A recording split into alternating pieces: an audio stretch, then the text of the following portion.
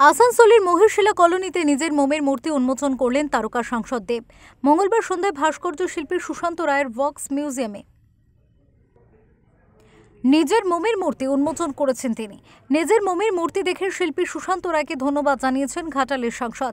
এছাড়া দেব জানান, তার যে কোনোদিন মূর্তি তৈরি হবে সেটা তার কাছে অকল্পনীয় ছিল। সুশান্ত বাবুকে এরকম একটা কি বলবো, মানে আমি কল্পনাও করতে পারছি না কি আমাকে নিয়ে বা আমার একটা মোমের মূর্তি হবে এরকম যেটা আমরা সবসময় শুনে এসেছি কেউ ওয়্যাক্স মিউজিয়াম হচ্ছে, সেখানে অনেকেরই স্ট্যাচু থাকে, বাট আমি যে আমার স্ট্যাচু হবে সেটা আমি কোনোদিন ভাবতে পারিনি।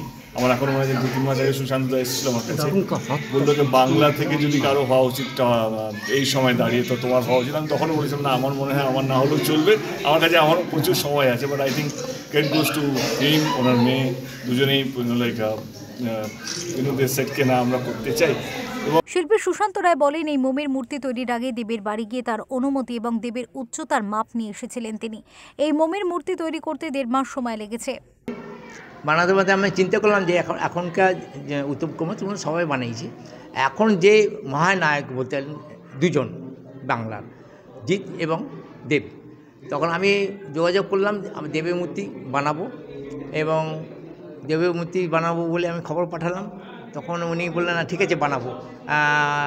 আমি মাপ নিয়ে বানাবো, যদি বানালে আমি আপনাকে যেতে হবে আমার মিউজিয়ামে, যদি আমার মিউজিয়ামে আসেন তবেই আমি আমার মূর্তিটা রাখবো এবং আপনি ওপেনিং করবেন নিজে হাতে। বলে ঠিক আছে। তারপর আমি ফটো তুললাম, তুলে ওখানে ওনার কাছে গিয়েছিলাম, ওনার মাপটাপ নিয়ে তৈরি করেছি।